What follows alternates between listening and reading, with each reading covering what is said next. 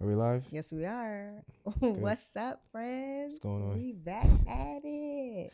We jumping right into a rap shit. It's my go. Shit. All right. It's my go. Okay. Mm-mm. So there's something about this girl, man, from around my way. Ever try to hold back your feelings, but it just wouldn't stay? But when I finally found the words to say, I wanted to run away. Simply run away. You can try to run and hide. It won't make a difference. You can lie to yourself or try to reason. Sure, it hurts when it comes to your attention that you're in love with the girl. Yes, sir. Let me keep going. Yeah, I don't know what this is. Actually, You don't know? you did a good job of reading it because there's no nothing to it, and you didn't read a chorus. I did actually. What? Mm-hmm. I guess I suck today, guys. No, it's I just suck today. okay. So you want to know what it is? Yeah. I'll sing it for you. It's something about this girl, man, from around my way. Ever try to hold back your feelings, but it just wouldn't say. When I finally find the words to say, I want to run away. You don't know this song? What is this? Oh my goodness. This is That Girl, Pharrell Williams and Snoop Dogg. You don't know this song? I don't know that song. I should get like double points because you don't know the song. How do you know this song? I love this song. Like this song There's a was video? a bop. Yes. Yes. Oh, There's a That's y'all comment crazy. below and say like bugging if y'all out. actually know this song. All my real Pharrell fans will know what's up. But Mhm. yeah, man. Mm-hmm. You got me with that one. I stumped you. I stumped you good. Let me know if y'all got it in the comments below, okay? Well, welcome back, y'all. Welcome. I miss you guys. I feel a way about that. I ain't gonna lie. You do? Yeah. You salty? I'm like, Because how you the didn't know fuck- the song? How do I not know that song? I want to play it, but it's YouTube. YouTube is going. The mentors will get us. We'll watch it after it. Nah, because it's live. It's already got shot now. I'm not gonna take it out. I'm not gonna take it out not knowing it. But damn, that was like a real L.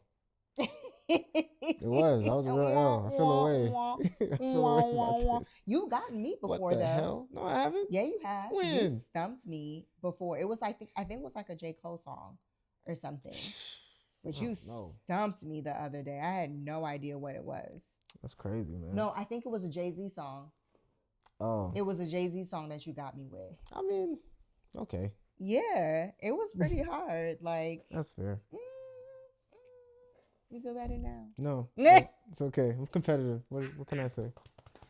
Start the show, man. Stop. But welcome back, you guys. Welcome back. For those of you guys who are new to the party, okay? What's up? It's the One Thing for Certain podcast, y'all. Where myself, Alia King, and my husband, Carrot King. We talk about all the stuff that married people like to talk about, honey. And in case you are not privy to what that actually entails, child, it just means anything that we feel like talking about. Really and truly. Yeah. We gonna be up here giggling, all right? And if you're into that, if you like to kiki, if you like to snicker, okay, and talk hot stuff with your favorite married couple, then you have found the place that you belong, okay? Go ahead and take a seat. But before we do anything else, make sure you guys hit that like button. Please. Hit that subscribe button. Smash hit that notification bell. Please. Comment. Like that thing. Say what up to Rolo. You feel me? Our very presumptuous puppy. You came from the other way. That was he smart. He really did. He like Lil Kim did. From the... Yeah, man. But we'll be here. All right. Make sure you follow us on all the things. One Thing for Certain Pod on everything. YouTube, TikTok, Obvi, Insta. Come see us. Okay. So yeah, we're gonna jump right into it with our current obsession, babe. You want to kick it off? Yeah. I mean, my current obsession at the moment is the 2 albums came out last week. Glorilla's Glorious album. Okay. And Big X The Plug. Oh God. Album came out and they're just two really good pieces of work. Yeah. I mean, these projects are great. You fool with it. And not just me. People was fucking with them, but It's not just me. there's just a few. We talked about Glow's album coming out last week and all the features and stuff. Mm-hmm, the one she got with Lotto is great. I like Let Her Cook. Yeah, Let Her Cook is sick. Let Her Cook is dope. Glow's Prayer, probably gonna, is really cool too. It's a dope record. Obviously she got the record with Kirk Franklin. It's very good. And then the Sexy Red record that she has, that she redid Independence and then dropped the video for, is really cool too. So really fucking with Glow's album. Big X the Plug's album is it independent? Who Big X? No, Who, Glow? Yeah. I don't know who Glow signed to. No, the one that you said was with Sexy Red. Yeah, she sampled Boosie's Independent IMPE. No, that's Lil Webby, isn't it? No, that's Boosie. INDEPEN. And it's not that one. It's Head, Shoulder, Pants. Wipe Me Down. I don't think was it. Yes, it has to. It's the Wipe Me Down record with Sexy Red. I can't play it because of YouTube. I promise you, it is. Hold on. I could just mute this part actually, and we're gonna listen to it. So we're gonna mute it because she was like face, chest, ass, titty, or whatever. Face, hair, ass, titties. That's Wipe Me Down. Let me see. And that's the one with Sexy Red, right? Why made that? Yeah, you're right. Mm-hmm. Because when you said IND, I was like, that's Lil Webby. Wipe Me Down. Okay, fair enough. I stand corrected. It is a Wipe Me Down. I'm just taking like L's all day on music. That's crazy. It's like my shots ain't coming in, bro. Damn, I guess everybody have a bad game. Jesus. That's crazy. It happens to the best of us, babe. That's why you got me to spot you. I guess. I ain't gonna just let you go out like that. Post in the comments, but you knew me. Oh no, it's already happening. It's already happening. But taking a shot, babe. It's all right. Glow's album is dope, man. Really, really cool album. And then Big X the Plug, just a couple of shout outs for songs. He redid the Contagious record. Oh, yeah. I remember you letting me listen to that. Yeah, it's called 2 a.m., which was a good little spin on that. It was really cool. The album is called Take Care, and the starting record, Take Care, fire. The first three records, Lost the Love, Change Me, Take Care, like just, I mean, phenomenal. His if you're not familiar with Big X the Plug's, like, he's really new, probably over the last year or so. And his producers, he's from Texas. I don't know how they producing is crazy, because the beats that he comes up with are all classics, like 70s music. Okay. So you hear all of that in the background of these like Texas Southern beats. It's just really cool. And fresh sound. It feels like a fresh, different type of rap. So salute to Big X the Plug and Glow. Okay. Current Obsession, man. Them things is ringing off. Yeah, they've been ringing off. You've been playing them all week. Like, things is fire. Every time I look up, there's something else going on. I'm with it. That's cool. Fire. That's sick. Well, cool. I'm going to follow that same vein of like musicality. And my current obsession is going to be Piece by Piece, the movie, the Pharrell Williams documentary It's a biopic? A biopic. Yeah, it's a biopic, but it's in Lego movie form. Man. Let me tell y'all something. Man. Let me look right at you. I feel incredibly blessed to have lived on the planet at the same time as Pharrell Williams. I genuinely love that man. I do. After watching that movie, I've already had like piece by piece a huge appreciation for who he is. Our intention when making this podcast was not to create a Pharrell Williams fan club podcast, but somehow that's what it turned into, because I mean, we've talked about him ad nauseum at least 3 times on this podcast. But I'm a stan. I was a fan. I'm a full blown stan now. Like, first of all, the movie is beautiful. It is shot so beautiful, so vividly. It's so fun, eclectic, and it's like it gives us a real opportunity to kind of see to the best of, I think, he thought his creative expression could allow for us to see like really how he sees the world, Right.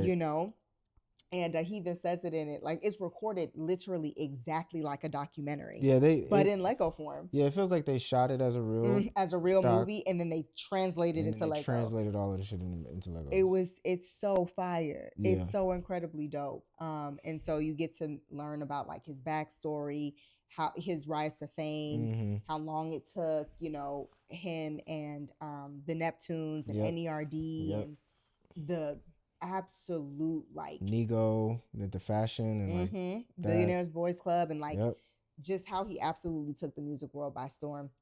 And you kind of get like a really good like cross section of his life, and the discography in this movie. It's insane. I didn't realize just how many absolute crazy bangers. Like it's stupid. Like he was just spinning gold. Yeah. For years and years. It was absolutely phenomenal. And then to see him like kind of, at the end of the movie kind of, talk about where he is now. And when you think about the fact that he was like already the shit, and then he like crescendoed when he like made Happy, and then his Daft Punk like moment, and then same like with Kendrick Lamar, and then his Louis Vuitton fashion, like he has just keep going. The sky is beyond like the limit. Like he is just now a Lego movie. He is literally out there in the middle of space, and we're lucky to just be a witness. That's I feel insane, like man. I will be watching that movie again. 100%. I will be watching that movie again. If DVDs was still a thing, I will buy the DVD. But I am a 10 out of 10. Literally 2 minutes into the movie, I'm not joking, I looked over at Carrick and I was like, it's a 10 out of 10 for me. Oh yeah, I mean, I knew it was. It's a 10 out of 10. It's already perfect. Like, yeah, I mean, it was fired. It's your current obsession. Yeah, like, but I have not been able to stop thinking about it. I love the movie. It was it's a must-see. Perfect. It's 20 out of 10. Like perfection. Because also big Pharrell fan, especially as I've gotten older, just because of his fashion and stuff like that. But and his shoes and the brands and all this other stuff. I fuck with Pharrell. The long way. It's really cool to see how he's kind of pushed the bounds of stuff. So the movie, for me, I already knew when it was. I think we saw it in another movie. It was going to be a Lego. I was like, when we this is going to be the trailer perfect. For it in another movie we were going to watch, we looked at each other and we were I took notes. We're I had to make sure. Obviously watching this. Yeah. So to the movie itself, just a couple things like, and it's only been out for a week, so I'm trying not to spoil it, but I will say there's a church scene. It's one of the beginning scenes. Him going to church with his grandmother as like a flashback again because it's a biopic. And they introduced Charlie Wilson, right? That scene, that entire musical story that they told was fantastic. I mean, that like threw me. That sequence was sick. The sequence was incredible. My favorite was when he was talking about his obsession with water. Oh, man. That sequence? Oh, yeah. Oh. Insane. Oh. And like the forming of the group? Yes. That was beyond. So his grandmother, like the parenting macro level, like the parenting in this movie, it really is something. Because again, I say it all the time. Anytime I see a moment where people are parenting, I'm like, gonna pay attention to that. Take note. His mom, his dad always encouraged him. His mom told him he could be whatever he wanted to be. It's very clear that he came from a household that just loved on him and like just allowed him to more or less be himself. Yeah.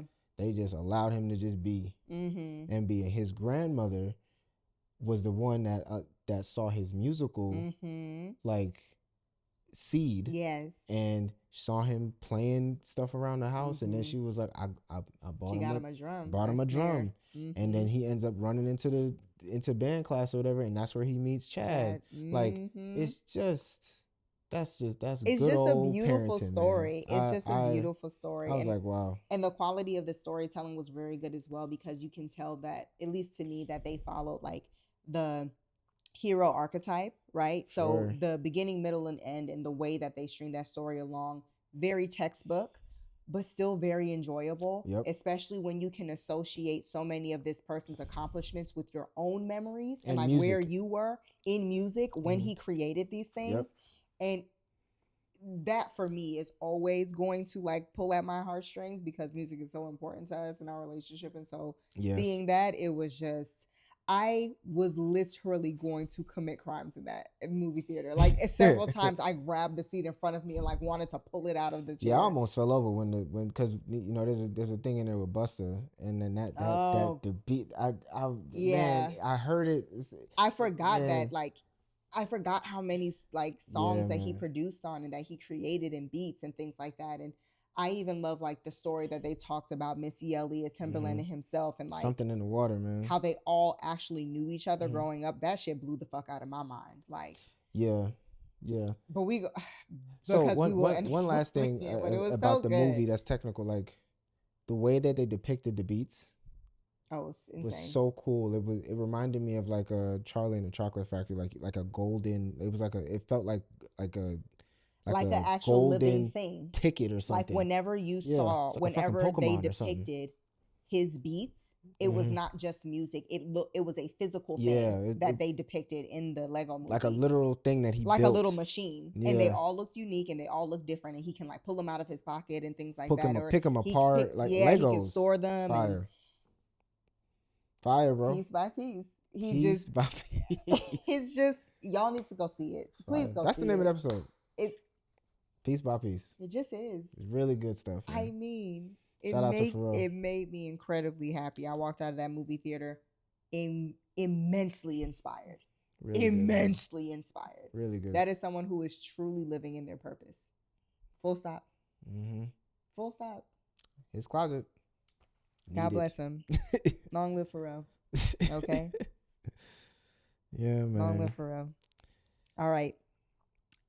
We have Are We in Like or Love? Okay. So, all right, boys and girls. Oh boy. We gon' get through this, okay? Because I ain't got all day to be him and I would say take your time, but I won't take my time. Right. We gonna get through it, okay? Tight hour. Because you know we're back here at Love Is Blind. Love Is Blind, guys. Okay. It's Love Is Blind. And there is a lot to cover. We are currently as caught up as you can be in the series. The final wedding episode has not aired yet. Right. So we're gonna start with the couples. We're gonna start from the top. Okay, Monica and Stefan. Yep. All right. So newscaster girl and guy who found out he's like 1/10 black. All right. He gives very much like Mall Cop. Who's the guy who played on Hitch? And Kevin James. So yeah, he gives that, but taller. Okay. First thing, we didn't really cover him in the last episode because I didn't think that there was like really a whole lot that was interesting about them. So, but they got a little spicy, honey. They met each other,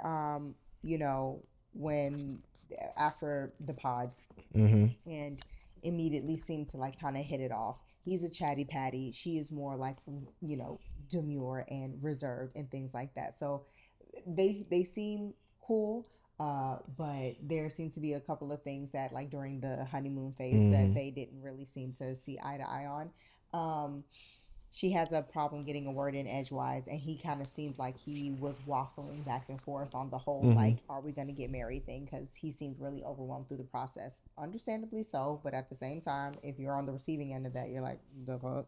Right. So they fast forward, they get home, child, immediately. As soon as they get to the real world, real problems start happening, okay? Because was it? Yeah, it was immediately. Immediately. Miss Your Munch, which is what I like to call him. Miss Your Munch is okay. Crazy. Because from the second I saw him, I was like, oh, he's... What do you mean by that? What do you mean by he definitely exudes like, I'll do anything for Davaj. I will search high and low, far and wide. I'll do whatever. Because I want that Nani, I will do whatever you say. Okay, I'll call you mommy if you want. Like, he's down for whatever. That's what I mean by Munch. And I kind of got that because of like how intensely he kissed her whenever he kissed her. Like, they were just like very fiercely pressed lips against each other, and like I was like, oh, you got it bad. So yeah, he gets home and apparently he goes to have like some type of sleep test done. I don't know what the hell that An is. overnight sleep An test. overnight sleep test. Okay. Where he seems to exchange phone numbers with the young lady and engage in some inappropriate sexual dialogue with the young lady. And Monica finds out by looking at his phone, looking through his phone. And she said, "Enough is enough. We're not doing this. You're not meeting my parents. We're done." Actually, because it was the night before they were supposed to. He was supposed to meet her dad, and she was just like, "Yeah, we're not doing this. Also, go ahead and Venmo me the money that you owe me because I've been pulling your weight." Apparently, it was like somewhere between the 200 and 600 range. All right. I mean, they were only together for like 2 days. And she really did Venmo him. Or he really did Venmo her. Like no, she sent the Venmo request to him. Oh yeah. She asked him for it right then and there. She was like, "I'm gonna need for you to send me that money ASAP because what you're not gonna do is play me and steal from me." You're not gonna do that. That's not what's gonna happen. So they crazy. Done, honey. Next. Okay. We have I'll go to Ramses and Marissa. Okay. Ramses and Marissa, tall, king with the 2 little dreads. Okay. Marissa, really cute, bubbly, curly haired, shorty. They seem to be off to a really hot and heavy start after leaving the pods and getting together during like the little honeymoon. Yeah, they were humping. They had a lot of sexual chemistry. They seemed to really be into each other. But then when they hit the real world, again, the real shit started happening. They got into some really deep conversations, which I actually enjoyed watching them do. Yeah, I mean, where did it start with? Well, it actually started with like, she is ex-military. She grew up in the military. She grew up incredibly religious. I think she was Mormon or like Jehovah's Witness or something. Can't remember, like that. But yeah, I want to say Mormon. She grew up like really religious, really sheltered on a military base and things like that. And he actually is Venezuelan, and because of Venezuela's really complicated and contentious relationship with U.S. and the U.S. military, he is very staunchly opposed to the U.S. military. The overall idea, I think, of like U.S. conquest and imperialism, like that's what he called it. And so because of that, while she herself is no longer an active service member and has since admitted that there are parts of her service in the military that she is ashamed of, and that things that she doesn't necessarily support, like the taking of lives and things like that, while she understands and empathizes with his, difficult reckoning with his identity as an American, but also as an immigrant, she recognizes that, empathizes with it, hears it. However, it seems as though he condemns her for being an active military member. She said she's basically a bad person because she said, "I feel judged, honestly." Like when they were talking about it, and she was being very transparent. I thought their dialogue was actually like really healthy. He gave her room to speak. She gave him room to speak. But then towards the end, he seemed to be kind of like unwavering in his overall like lack of support of, the government and military force. And she was like, if I say that I support the troops, is that something that you would be embarrassed of? Like, I don't want you to be ashamed, and I don't want to be made to feel ashamed of like my military service. It's a big part of her life too. It like, is her friends are military, like you said, her family, and she still does like, it's a community. Yeah. So she's gonna put her uniform on. It is something that's a part of her. Yeah, it's a part of her life. She's not ashamed of it. She said she wouldn't go back, but she does support the military. She doesn't support everything that they do. And just like any other American, he even quoted James Baldwin. He was like, to love America means that I get to be a critic of her, right? Like I get to judge the good and the bad that, our, great nation totes and things like that. So that's the first thing. It was a very healthy dialogue, but he seemed to be a bit unrelenting. And at the end of it, she was like, I kind of feel judged by you, And so that was kind of a thing, number one. I was like, okay, that's pretty hard to tackle. It's a big one. Then they started talking about contraception and how, they had been taking penitentiary chances, shooting the club up while they were on, their honeymoon. And she was like, we probably need to slow down so I don't get pregnant if that's a thing. He's like, yeah, I'd rather not get pregnant immediately. She was like, I mean, I don't really care if we do. But if It's we not that don't, big of a it's not deal. that big of a deal to me. But if you don't want to get pregnant, then maybe, we can just start using condoms, because I don't like being on birth control. I don't Right. like how it makes me feel, Yep. bodily autonomy, all of that jazz. And he's like, condom sex? Ah. Do we have like an alternative, like maybe non-condom sex with a side of contraceptive birth control? There's all types of flavors. You got the pill, you got the Nexplanon, you got the IUD, you got, you know what I'm saying? You got all kinds of things out there. And she's just like, no. Yeah. And he was like, ah.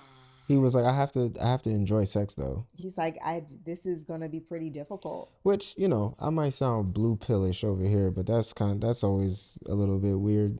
Like, if the girl don't want to be on birth control, wear condoms, bro. Like, it's not, just wear condoms, my nigga. I understand that. I also understand that, like, Jesus, it's the truth though. Like, I also think that it's fair for him to be honest about what kind of sex he True. enjoys. I do agree with that. Do you want him to just sit there in silence and, like, be pumping and absolutely having no enjoyment whatsoever? Like, she said that she enjoys condom sex and that, some of her best times were with condoms, and he was like, I cannot say the same. Is he wrong for saying that? He's not wrong. So. He's not wrong for saying that, but I think he is being a little stubborn. I won't say unreasonable.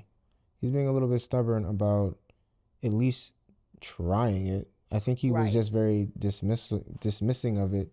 And in a situation where it's either you wear condoms or you go on birth control because you're not going to get a vasectomy. They haven't even talked about it. But yeah. Most don't. Right? They don't talk about that. So if you don't want to have a baby, those three things. We have very limited options. Yeah, you can't have all those three things. So my nigga, wear condoms, bro. Like, yeah, I mean, I see both sides. I get it, and I think this is like the second instance in what seems to be a reoccurring pattern with Ramses so far, is that he seems to be unrelenting. Like Marissa, unmovable almost. He doesn't budge, like, on anything, actually, which brings us to, like, our third point, which is when they kind of had a beef with, because Marissa lives in Baltimore, and so she's been traveling back and forth from Baltimore to DC, during the shooting of this, as they're living together in their, coupled state.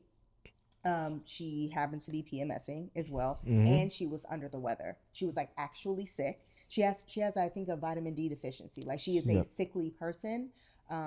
She has to stay on top of her, health on a regular basis. And so the traveling back and forth, paired with the fact that she doesn't feel well and the fact that she was PMSing, she wasn't necessarily, like, very pleasant around the house, right? Like, she was not feeling and they didn't necessarily show that. They didn't show how she was acting, but she gave a lot of context when they finally had the conversation, right?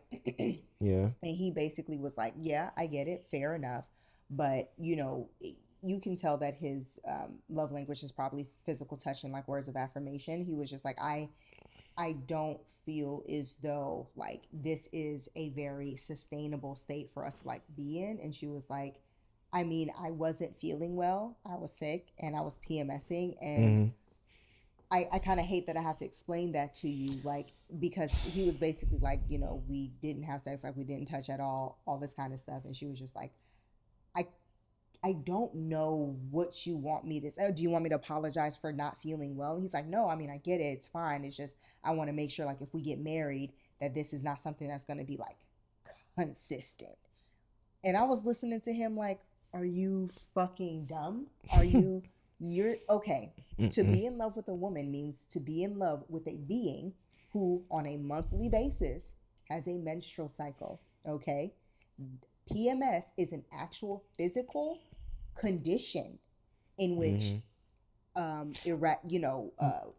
don't even like that you have to actually explain it. Like, right it's now. Kind of ridiculous that you don't understand that women's bodies are constantly in flux all the time, and those have, like, physical implications. Yeah. Mood swings, pain, nausea, dizziness, vertigo, like, all of these things. And then on top of that, she's a sickly person. So for you to be like, I don't know, your energy is just kind of like cramping my style. Also, I want to have sex. So, like, can we figure this out? It was just, I don't know, it just rang off Yeah, very it was insensitive it to was me. giving so that's kind of. I mean, and I think I get it. Like I think that's pretty much like nail on head. Like he didn't really it's like give a it's like fuck. when you call in sick and you tell your boss, oh my god, you got the voice on and everything, and you telling the truth. It's not Yeah. like you're trying to, and then they go, I really feel bad about that, and then there's a pregnant pause, and then they go, so you're So are you coming not coming in, to, right? so are you coming Are you in? coming in? Are you coming? That's kind of. That's basically what it was giving. And so I'm not feeling the warm and fuzzies with Ramses and Marissa. They have had to tackle a lot of like really big issues, Those are three big ones. which I feel like is actually way more indicative of how difficult this process and coupling of two lives would be in such a short period of time. This is also interesting because usually one of the big bangers too is religion. Yeah. But it's religion because two people have staunch different religious practices and faith. This is different. They both kind of have left that faith thing with religion, so they don't have that problem. They don't have that issue. They both grew up very religious and have both kind of divorced themselves from like really staunch, like strict ideologies associated with their religion, and so they don't really clash on that way. But like on every other way that matters when it comes to like how they see themselves and like what they will and won't accept and what they have tolerances and intolerances for seems to really be meeting at a head. And Ramses has been married before. Yes. And so I think that's also playing a part because he keeps saying that he doesn't want to do this over again. Like if it's not Marissa, if like this doesn't work, then I'm done. I'm basically I quit on the whole marriage thing, which I think is cap. Because you came on a show at the end of the day to get married. So I don't know. Last ditch effort. I don't know. At like 32, you guys. I guess that is kind of silly to say at 32 that you would never do a thing again. It's silly. Also, he's tall and handsome, so it's like, all right, you're quitting at love. Cool. So, I don't know. Rocky. Shaky. What about Hannah and Nick? Hannah and Nick. Let's get to it. Okay, our resident clusterfuck. Hannah and Nick, surprise, didn't make it. I called it. I knew it. When good for you, left, Nick.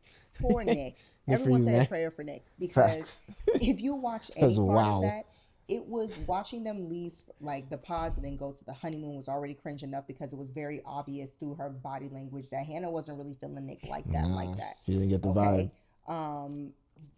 And she started to kind of show signs of like things that she, again, is just kind of like really intolerant to. There was this moment where like him and this older lady on the beach kind of had an engagement and she didn't like that very much and whatever. They get to the real world and we watch about 2 weeks of Hannah days. Honestly, just berating this man. Just berating this man. Him on a regular basis. Nothing he did was ever good enough. He couldn't sweep the floor correctly. He couldn't boil pasta right. She always asked him. And it's one thing if you feel as though you have more experience in an area than another person. Which she thinks because she's been on her own since she was 18 and he is 28 and he lives with his parents. But he was an athlete in the XFL and the CFL as a kicker, punter, like we said last week. But that ran its course, and so he went back to live with his parents. Yeah, and he's trying to figure it out. He's a real estate realtor. So, and but he has a bit of a cushy life because he has like a lot of support from his parents and was never kind of prompted or motivated to move out early. And so because of that, there are some things that he doesn't do that someone who has been living independently for a number of years probably does. And she always, and it's fine that you guys come from two different like walks of life and spaces and like levels of what you would deem like maturity or independence, but she always seemed to condescend him about those differences. Look down on him. And it was very ugly. It was hurtful. It was demeaning. It was excessive. condescending. It was never ending. Yeah, it was excessive. It was never ending. She's bugging out. She was so fucking annoying. I mean, we called it. She was gonna be the villain of the what you call it. 100%. I think she may be on the spectrum because it's almost as if she could not hear herself. Like she had no ability or wherewithal to like throttle her energy, even when there were other people in the room, like her family members, like her brother, who essentially was just like, yeah, she's pretty hard on everybody. She can dish it, but she can never take it. Her parents, when he met them for the first time, and he like when went to go use the bathroom, and she spoke to her parents, she was like, why didn't you guys grill him, basically? And they were like, what is there to grill? You've already made your decision. You're a grown woman. You came to us saying that you were engaged. If you marry him, you the one who's gonna be stuck with him, not us. Right. What you want us to grill him for? Like, and they were like, your energy is like really off. Like you seem super high strung. Like you're already an uptight person, but like you seem real uptight. Yeah, she quit her job, right? She came in. She quit her job because she wanted to find love. And what she was doing was interviewing people to be her husband. And she felt as though there was nothing that she needed to do to improve the relationship, and everything that he needed to do in order to catch up to her. She's perfect as far as she's concerned. And it was absolutely ridiculous. It was ridiculous. Mm-hmm. The woman was unrelenting. But being on the spectrum is kind of take that further. If you listen to her, mm-hmm. as two people in their 30s with mm-hmm. responsibility and mm-hmm. all this other stuff, if you listen to her, she ain't wrong in what she's saying. That was never my criticism. She ain't wrong in what she's saying. That was never my criticism. But I never she don't said know that how to Hannah talk to was people. Unrealistic. I never said that she was delusional. I never said that she was that her requests were irrational. I said she was demeaning and condescending and berating. She talked to him crazy. It was the way she said the things that she said. Mind you. And then say that she loves him all in the same sentence. No. Weird. What she would do, she was incredibly emotionally manipulative as well, because mm-hmm. she would berate him. And as soon as he started to stand up for himself, she'd be like, Nick, I don't want to fight. And she would walk away. She would say, like, what did she said? She said some stuff. She was like, I turned you from a boy to a man? And she walked it back quick. She was like, Nick, I love you. I think you're an amazing person. You're literally the most beautiful person I've ever met. But like, honestly, like when it comes to maturity, you're just not there. And it was just like, wow, you're so... I just want to show you my fun side. I've been wanting to show you my front side this entire time. And it's like, no, you don't. You don't want to look like the bad guy. Yeah, she turned around that just as quickly as she turned back to Nick when she found out that the other dude wasn't feeling her. She walked right back through that door and said, Nick, I really want to give this a try, Nick. That was the most annoying. It's crazy. Like, I felt as though the most cowardly of Hannah is that girl knew she didn't like that boy like that. And she was waiting for people to validate her problems with him. She was looking for permission to break up with him. Yeah, she was looking for a sidekick to condescend him. She was looking for someone to co-sign on the fact that like, oh, he's not mature enough for you. Nah. He's not man enough for you. I don't know what you see in him, da-da-da-da. But every time, she would introduce him to people, they were like, I mean, I think he's a nice guy. Like, what's the problem? Right. Her brother did it. Her parents did it. The only people who seem to like back her up or validate her is her two friends when she introduced him to them. No surprise there. But no surprise there. They were saying all the same things she was saying, and it seemed like he was just being grilled by three women who was essentially saying that he's not good enough to marry their friend. Like, frankly, that's what they were saying to his face, and I thought it was really hurtful because Nick was trying. He may have been a bit like inept at certain things that people at that age you would expect for them to know and to be able to do. But he was by no means incapable. Right. She just didn't have the patience or unwilling to show him. Or unwilling. Like, he was incredibly willing. All he wanted to do was make her happy. Which I think, and there was nothing that he could do to satiate her. Yeah, she was always irritated. I think the other thing at play too is, in whether this is true or not, like he and his mom said it too, is that Nick has never been in love. Like this is and then this is the first time that he feels that he was in love. So I feel like that's an interesting thing too, because for you to not ever feel love feel like you're in love until 28, and then to claim that you've captured it on a show with a girl like that, where you're gonna get married in 4 weeks, I think that's kind of interesting. Even when she broke up with him, he was left feeling like he was the one who messed it up, not her. He was like, this is the worst day of my life. It's gonna be interesting to see how the reunion goes. I don't like her. With that. I don't. I don't think the things that she wanted were unreasonable. I don't like her. I don't like the way she speaks to people. I don't like the way she projects. She talks people crazy. I don't like the way that she handled him and his feelings. It was not nice. She's not a nice person. Next. Yeah. Who else? Oh, let's talk about Ashley and Tyler. Yes. Ashley and Tyler. So our favorite couple, the really, really cute couple, the ones that look like we gonna keep it. To me, like, this is short. It's short. We gonna get through it. They got through it. He got 3 kids. Wait, she took a day. Babe. What? We gotta contextualize it for the people. No, we don't. Yes, we do. Hold on. He don't enjoy just them. got 3 kids. She found out, so they had a conversation. That is true. We don't know when. You don't have you this. just ran I'm into bugging the out. thing. You I'm came bugging in, out. Go ahead. guns blazing. We got to order to this. Hey, okay. Go ahead. You are on one, babe. I am. I'm tripping out. Dang, y'all. But yes, so, we come into them having a very serious conversation. Yeah, they're on the couch got the serious staring on each other. And basically, Tyler had revealed to Ashley at some point that he actually has 3 biological children by way of sperm donation. Mm-hmm. He has a same-sex couple friends who very desperately wanted to have a child and I guess did not have the funds to find a donor in the more traditional sense. And so as a friend, he donated his sperm and they have 3 beautiful children. He kind of dropped that bomb on her while they were in the real world, getting ready, to prepare for their wedding. He had already asked for her father's hand in marriage. She was all in. Mm-hmm. And finding out this very shocking news really took her aback, and she was like, I am shook because I was so sure and I'm not sure anymore. How could you not tell me this information? How have we gotten this far? And this is now the first time I'm hearing about this. And he was just like, baby, please don't leave. Gina. He, he wasn't begging, but they had a, very frank conversation. And so child, they got over it. They got over it. Listen, they went skydiving, jumped out of a plane. Word. Said that they loved each other and that, fine. It's not that bad. I guess he was able to provide to her the reassurance that she need, through legal documentation of his actual relationship with how he fathered these kids, whether or not that was true.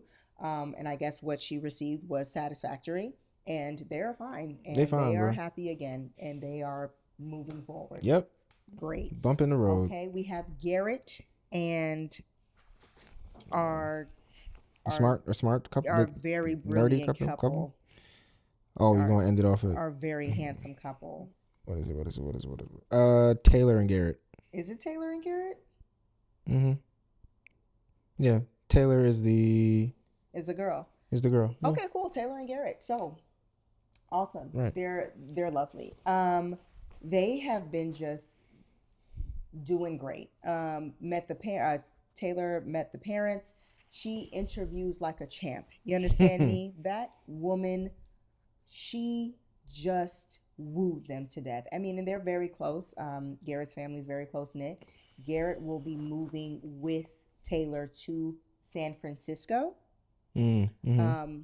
All of his family is in DC. That is going to be really tough, but he's like, I'm for it. She's worth it. I love her. So everything seems to be going good. And then one day, when they were supposed to be meeting up again at with all the other couples at this roaring 20s themed party, they kind of had a moment where apparently Garrett had received a DM or a text or something from one of his exes. He responded to her in a cordial way, but also said, hey, I'm engaged, what have you, ended the conversation. It was very short, nothing really much to be said about it. Taylor saw it, or he informed her of it, or what have you, and she loses it. She is someone who has been cheated on before, and so she was immensely triggered by this interaction that he had with his ex. She even said herself, I mean, it was a really big thing. Like, she ended up leaving the event early. She's like in tears, and Yeah. far be it for me to tell someone what kind of things like should trigger them or how they should react. Objectively, though, looking at it, especially after she herself said, like when she kind of talked about how they were doing after that incident, she was like, I feel as though he had the message that he sent back to his ex was friendlier than I would have liked it to be. Mm-hmm. She did not say it was inappropriate. She did not say it was sexual. She did not say it was disrespectful. She did not say that it made me question everything about us and our relationship. She said the response he gave back to her was friendlier than she would have expected. And this woman, for all intents and purposes, had a meltdown about it. She did.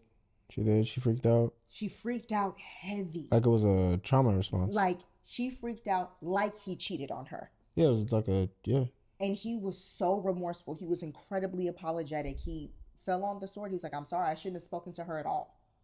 And I was just like, I'm not sure if that's the right reaction. And I guess also from her perspective, the story keeps changing. Like they go to meet with the other couples, and his friend is there that he had. I think he was talking to the other. Like he was talking to Tyler because him and Tyler were talking with Ashley there. Like the four of them were talking, and they were talking about that instance, like, you know, things that they've had to overcome. And he was like, just recently, you know, I had an interaction where my ex messaged me and I like messaged her back, and she was like, wait, I thought you said you just liked the message. Now you're messaging her back. And it's like, oh, okay, so I misspoke about the details of the interaction that we had. I am admitting that I should not have spoken to her, but I can show you the message. There was nothing inappropriate. She was like, I just feel like the story keeps changing, and like, why would you lie to me? And not telling me is a lie of omission. And he was just like, I'm sorry. Like, I'm sorry. Yeah, man. I worked through it in therapy because, like, and I think you bleeding on someone who didn't cut you. Yeah. Did she? We don't know if they went to go see the parents, did we? Or did I miss that? They have gone to meet her mom. Yes. Yes. Yes. Her mom. Cool. But yeah, they're working through it. They seem to kind of be over the hump right now, and things seem to be going in the right direction. Last but certainly not least, we're going to talk about Tim and Alexandria. Dang. Okay.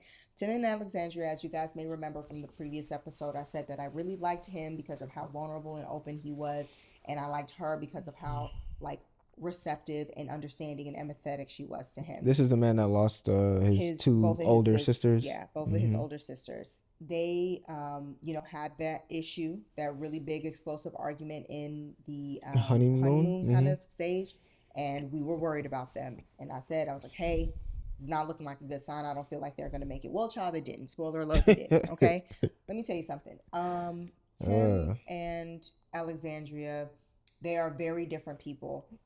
When they saw each other's spaces, like, he is like a bachelor. He has his bachelor pad. You know, he has things how he likes. He's a military man. Things are neat and everything's in their order, in their place.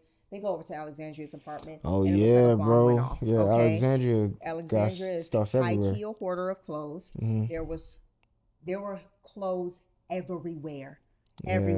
Like, you literally couldn't see the floor of her closet because there were clothes covering every square inch of it. They couldn't really even walk fully into her room. It looked like college. We were RAs. Worse than that. We done seen. But she lives by herself. It looked. There were large. It's not a small apartment. Garbage bags of clothes, and she was like, "Oh, I'm gonna donate some of these. Donate some of those. Sell some of those. And give some of those away. It's a mess everywhere. Sell some of those. It is an absolute mess, and he is looking like, "Hey, yo, you said you were a little messy.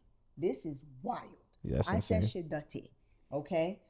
That's a little. Carrick says that she's messy. I don't think so. I think if you cannot see your floor, then you cannot get to the dirt that is underneath it. We had a discuss. We can talk about that pennant for another thing. But like the difference between being dirty, and messy. I think there's a difference. But from what I saw, I could conclude that I think that she is dirty. Okay, she doesn't present as dirty, but she keeps her space in a dirty state. You really using that D? Dirty. Okay. So there's that. And then, Tim goes through the effort of like, when he goes to meet Alexandria's parents and her family. Yes. He cooks them food, Yep. prepares the whole thing. He's got his big boy pants on. He comes to them with a lot of deference, respect, and honor. Honestly, he speaks to her brother and her two older brothers, which is such an interesting contrast because he had two older sisters. She has two older brothers. And her father has some sort of ailment, we're not sure, but he moves a bit slower and he has a bit of a drawl when in his speech. Mm-hmm. But one thing that is clear is that he absolutely adores his daughter. He says it a number of times. And Tim really spoke to his heartstring, like pulled at his heartstrings, because when he essentially asked for his permission to marry his daughter, Dad didn't look like he was ready to move. He wasn't ready to budge. And then he read to him the letter that he read to her when he proposed. And it was a letter that was addressed to Alexandria's father, to him.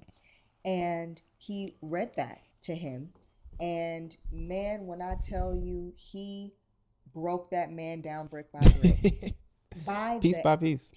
When I tell you, from the moment that he told him that when he asked Alexandria for her hand in marriage, it was in a letter, but the letter was addressed to him, his eyes got big from that.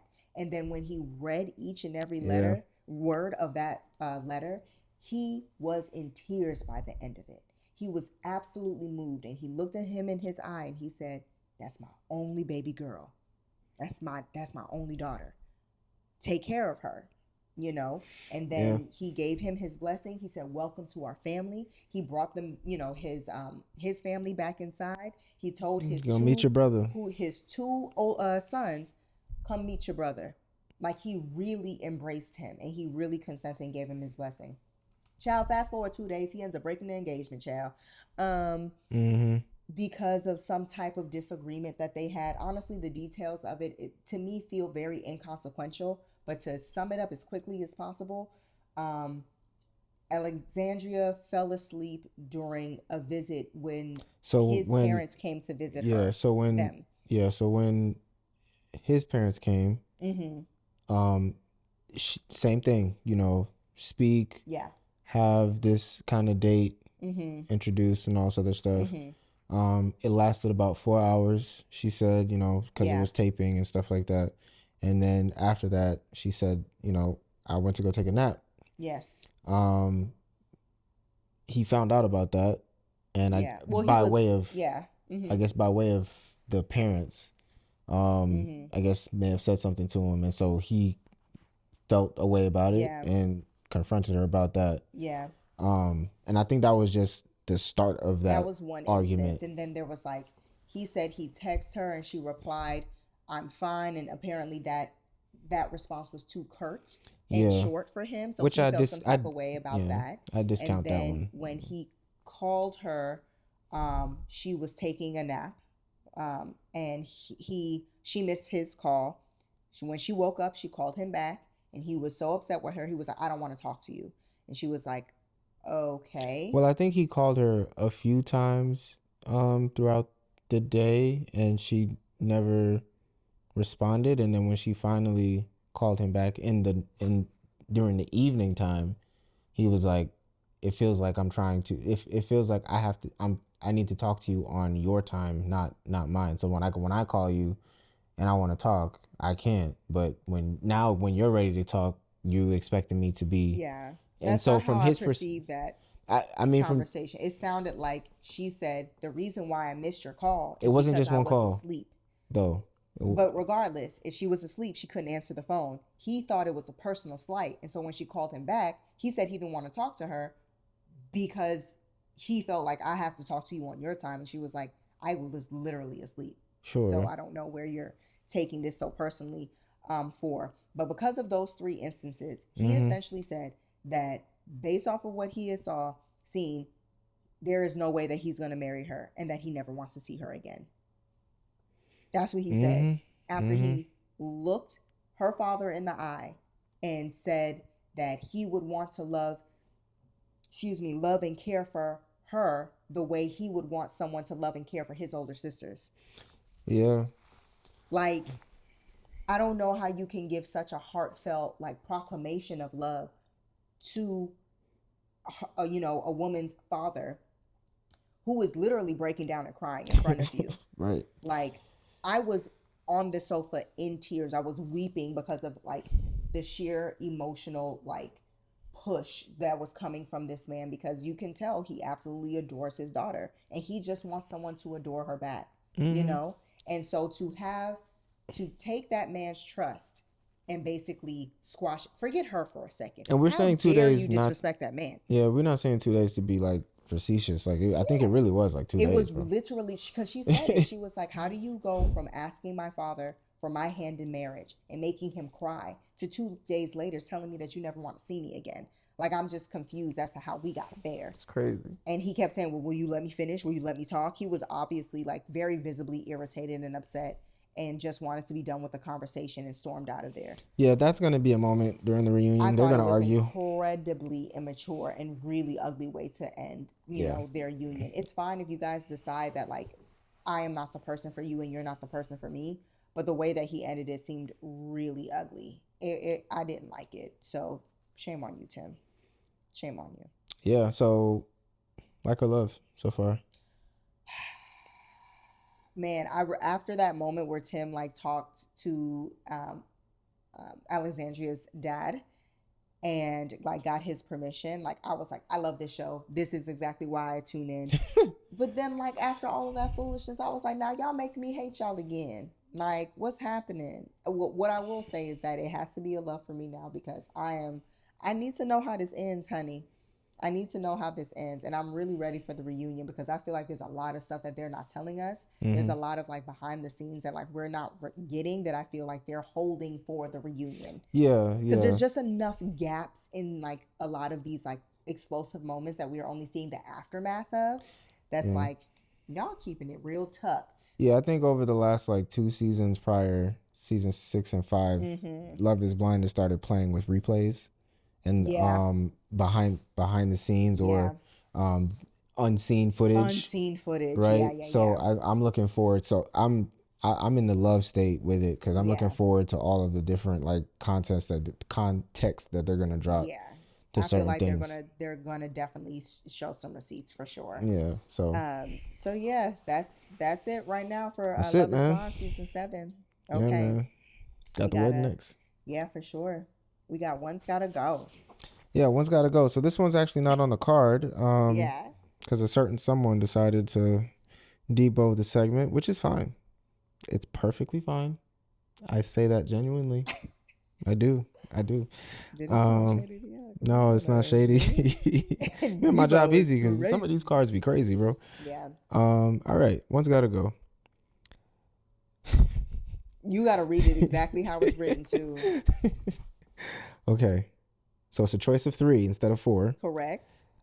Bill Cosby, Diddy, R. Kelly. I'm not saying this other sentence. Yes, you do. You have to say it. I didn't write this. Whose mom should have swallowed them and all of their accomplishments, not including their crimes? I say again, Bill Cosby, Diddy, R. Kelly. For context, I hate that Diddy's in this conversation. Wow. How this has just changed. For context, this question was actually posed to us by our really, really close friends. Don't say the name. No, we don't know. We don't know. We don't want that. We don't. Why would I would not say their name? Oh, okay. I didn't. Okay, sorry. You were gearing up to. No, I wasn't. Our great friends. I was like, damn. I wasn't gonna do that. All right. So, our really close friends, they know who they are. In our group chat, we were just kikiing it up, but one of our friends actually posed this question to us, and essentially so again, context, this this hypothetical situation is one such that in this universe, none of these 3 individuals are guilty of or have ever committed any of the crimes that they have been charged with or alleged to have done, right? So, with Bill Cosby, R. Kelly, and Diddy, which one of them has to go? Which one of them do we think as though the world would have been fine without their contributions? Yeah, well, to preface, all of the things that these men have been accused of, or went to jail for, or Mm-hmm. will maybe soon go to jail for, Mm-hmm. is despicable, disgusting. This is all in jest. We don't condone any of that stuff. I just want to Mm-hmm. preface that because Yes. Who you picking? um, it's not Diddy. I mean, I can make a case for Bill Cosby going away, and I can make a case for R. Kelly going away. So I'll be harder on myself. I think Bill Cosby can go. I think we'll be okay. I genuinely think we'll be okay. Think we'll be fine. Who are you picking? I picked Diddy. Okay, so I did. I picked Diddy. I'll start my 60-second explanation. Your case. Yeah, You're gonna plead your case. I mean, to me, it's simple because the two biggest things that Bill Cosby could be made responsible for, and they're not, to be diminished at any point or scale. Just because we're not talking about their crimes though. No, I'm talking about. Well, I'm talking about the good stuff. Yeah, so their contributions shouldn't be diminished at all. But the biggest one for Bill Cosby is being America's dad and his work as a comedian. And I guess you could add the third of his like philanthropic like efforts and things like that. I think he bought the stage for Martin Luther King for the Million Man March, or and all that other stuff allegedly, and all this other stuff. So yeah, but the America's Dad part, I think that there was a lot of different black men that were on TV and were on TV after him that we could have looked at, that we were already looking at as America's dad. So that not America's dad, but our dad. Maybe you want to talk about America as like, the entire country of America, but at least for black people, I'm just speaking for black. We had a lot. We had Uncle Phil in the 90s. We had what was it, Sanford and Son or the Jefferson or them, like James Evans. Like there's just a lot of that archetype on TV. So that goes away. The philanthropic stuff, like Spelman and doesn't get all the money in the world, maybe because Bill Cosby's donated a lot of money to Spelman, but like Oprah has also donated money to Spelman. Like, I don't think in terms of that it would be too bad of a thing. Plus, they tried to take all his stuff anyway after. So to me, that kind of goes away. And then him as a comedian, being a prominent figure as a comedian, he did not birth a lot of comedians don't view Bill Cosby as their GOAT. They view Richard Pryor as their GOAT. And the people who view like a Kevin Hart or Dave Chappelle or Chris Rock or Eddie Murphy, like Bill Cosby wasn't very good at like tutelage sometimes. Like he did not like that comedians cursed. Eddie Murphy has talked about that a lot. Yeah. And for the comedians now, Eddie Murphy is the GOAT of comedians. Dave Chappelle thinks Eddie Murphy is the GOAT. So I just feel, and Richard Pryor is Eddie Murphy's like prodigy. So to me, that has nothing to do with Bill Cosby. So if you remove Bill Cosby, you still get all of this lineage of comedians. So I think Bill Cosby, would be safe. A couple bridges may leak here and there, but we'd be all right. That's really interesting because I obviously have a very different opinion. I feel as though you get rid of Biggie, you get rid of Diddy. No Biggie, no Bad Boy, no. I don't think that's true. I'm getting rid of Diddy because while I do understand that he was, a musical juggernaut and responsible for, the world being introduced to one of the greatest rappers to ever live, Notorious B.I.G., okay? I feel as though that Biggie would have been found. And I feel as though all of his influence and like, I felt like Diddy's biggest like contribution, honestly, to hip hop wasn't wasn't just his like ability to like manage Biggie and produce and things like that. It was also like the connections, his ability to like make collaborations and like bring certain people together in the studio. That was what really created a lot of magic in my mind when it comes to Mm-hmm. like his discography and what he's been able to do. But also he has a, again, we're not counting their crimes, but um the music industry is like the wild wild west, right? And like a lot of the business practices and things like that that have been accused of people, throughout the years. I think if all of that had gone away, do I feel as though there could have been somebody else of Diddy's talent and caliber that could have existed in that space? Absolutely, right? The reason why I can't get rid of Bill Cosby is because, one, even though, and I ended up like looking this up a little bit later, even though his influence, like, or his ability to outreach to other like comedians and things like that were not very good because he was incredibly critical. He just reached Not out to just, cuss him out. yeah, he was incredible. Well, not cuss him out, but to berate him for sure, because he It's like, bro. always, talked about cursing. But he also was incredibly critical of black people as well. Like during one of his NAACP like speeches, where he basically went on a 20-minute tirade and where he basically berated black people for essentially creating their own like issues. As Whoa. his systemic racism, yeah, and Damn. institutional racism is not a contributing factor as to why we have been like imprisoned in a lower standard of life forever. Okay. So that was incredibly I didn't even problematic. know that. But I'm saying, despite that, Mm-hmm. this man won 6 Grammys for his, because back in the Oh, day, his comedy for albums. his comedy albums. Fair enough. 6 Grammys. He was the first African American to win an Emmy. The Bill Fair Cosby enough. Show was the highest rated show on network television for a very long time. I don't know the years. Cosby shows came out in the 80s, right? Yeah, sometime before that. I remember like absolutely loving the Cosby Show because I used to watch it during Nick at Night. Good night. And it was absolutely incredible. The doors that it opened for a lot of those actors, a lot of the doors that were open for other shows. You got to remember, we wouldn't have Fat Albert without that. That's we true. wouldn't have the Bill Cosby Show. We wouldn't have A Different World. A lot of other shows were given the opportunity to be greenlit simply because the Cosby Show existed. Right. I feel like even though he wouldn't have been a supporter of these shows, I feel like A Different World, Living Single, Martin, and Living Color, all of these other shows would have had a harder time existing if Bill Cosby didn't pave the way and reframe the idea of what black entertainers look like.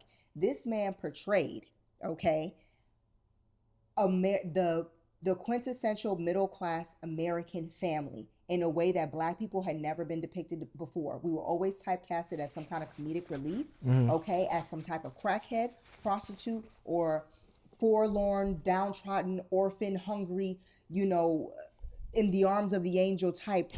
You know what I'm saying? People like we don't have greatness among us. And he completely shifted the narrative for what that meant. His philanthropic work, and the other people that actually like really looked to him, Steve Harvey, Whoopi Goldberg, like all of these incredibly, massively influential people who looked at what he was doing and used that as a linchpin for like how they were going to launch their career and what they were going to do in that space, had a lot to do with Bill Cosby. It just did. I hear you. His sheer existence in that space and what he represented with people looking at him as a black man meant a lot in Hollywood. He completely changed the way that people were able to negotiate their wages and how much money they could actually command for some of these things. In his Jell-O pudding commercials, that man was grossing $3 million a year just for talking about JELLO. Cosby Show came out in 84, by the way, so it was on for a while. And, massive. That man was getting paid $1 million a year for the Bill Cosby Show. In the 80s, $1 million, a black man. I feel as though his contributions and the way he showed up in the world at that time was incredibly groundbreaking for black people. Now, let me tell you why I can't get over R. Kells. Okay, we talking about if R. Kells I could make a case for him too, but is not guilty of any of the crimes that he committed in his entire life, that for the sheer fact that he brought us the AALIYAH, okay? Let me tell you something. That woman she is more than a woman, I'm not going to go back, forth, and forth with y'all about why I can't give her up. You just gonna keep Okay? going? I will write you a 4-page letter about how much I All need right. her. She's a positive motivating force within my life. Okay? And if you ever need to feel the need to wonder why, let me know. I need Aaliyah. Okay? She is like one of the greatest R&B artists I think has ever lived. Yeah, Period. she was a shooting Blank. star. That I girl mean, this just, woman was she was a supernova. Mhm. Like, I'm gonna have to rock the boat and say that I can't get rid of Kels. It just is what it is. Ah, you're right. What? R. Kelly did technically discover her. I know. I know. I know.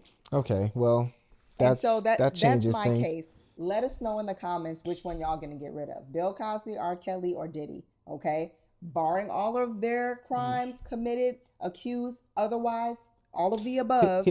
Which one would you guys get rid of? Here's my other case for Bill Cosby. Like, I think that, or I think the difference between what I feel about Bill Cosby going away and you feeling about Diddy is I think that there are more people that were in Bill Cosby's space that we saw over time that were in, like, inevitable.